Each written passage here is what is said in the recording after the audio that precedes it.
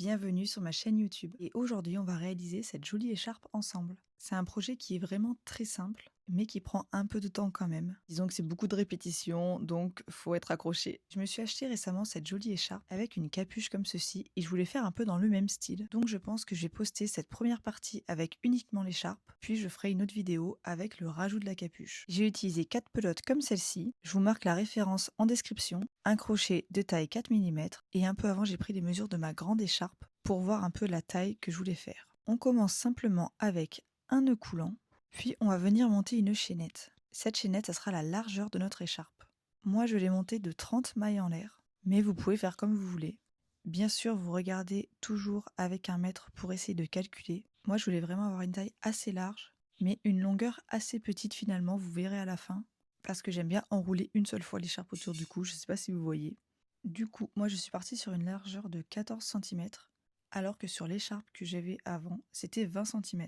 Mais j'ai trouvé que 14 c'était assez, surtout que c'est assez long comme projet en vrai. Moi j'aime pas trop les répétitions, donc c'est pour ça je pense que je le trouve assez long. Bref, une fois que vous avez la taille que vous souhaitez, donc moi là par exemple j'étais à 27 mailles en l'air, je tiens ma 27e, je fais 3 mailles supplémentaires, puis on va venir compter 3 mailles depuis le crochet, et on va insérer notre crochet en faisant une bride. Donc on fait un jeté, on compte les 3 mailles et on s'insère dans la 3e.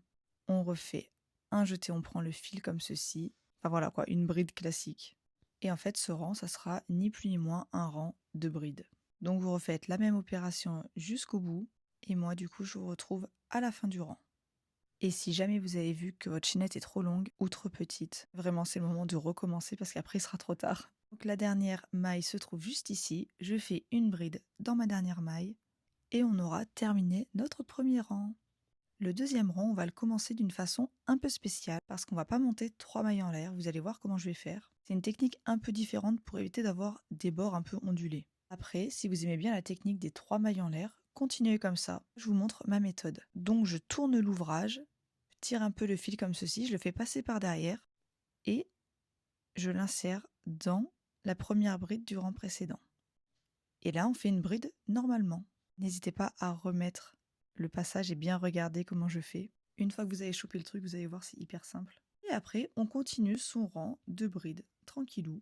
Et on fait nos brides jusqu'au bout du rang, de la même façon qu'on a fait le rang précédent. Je vous ai dit, c'est très très répétitif.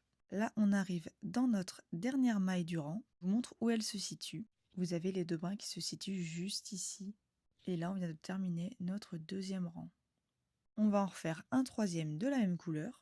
Et après, au quatrième rang, on va changer de couleur et je vais vous montrer comment je fais. Toujours la même technique pour commencer le rang. On tire le fil, on fait passer le fil par derrière et on vient faire une bride normalement.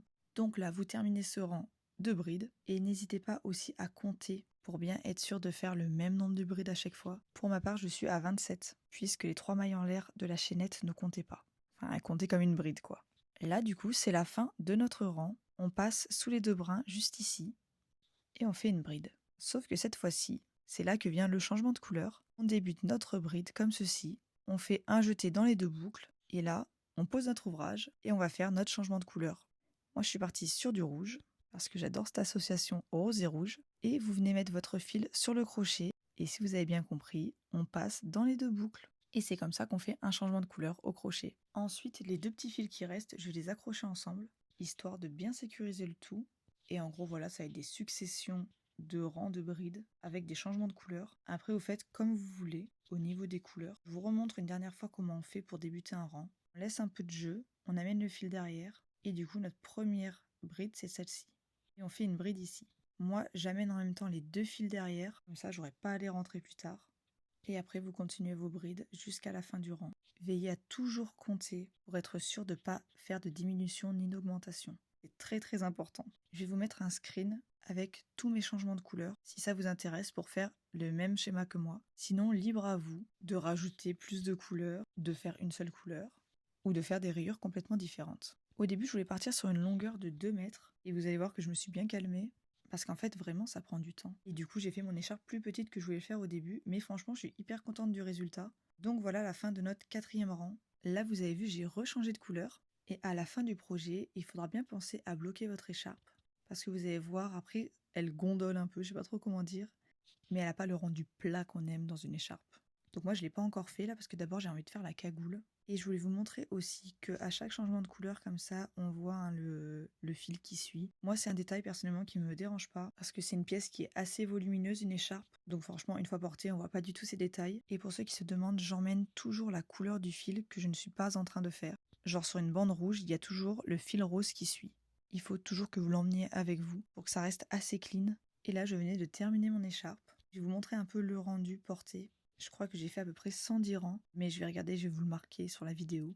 Et vous allez voir qu'on est un peu loin des 2 mètres que je voulais faire. Là, je fais une maille en l'air et je coupe mon fil pour sécuriser. Puis je viens faire un nœud avec les 2 petits fils restants.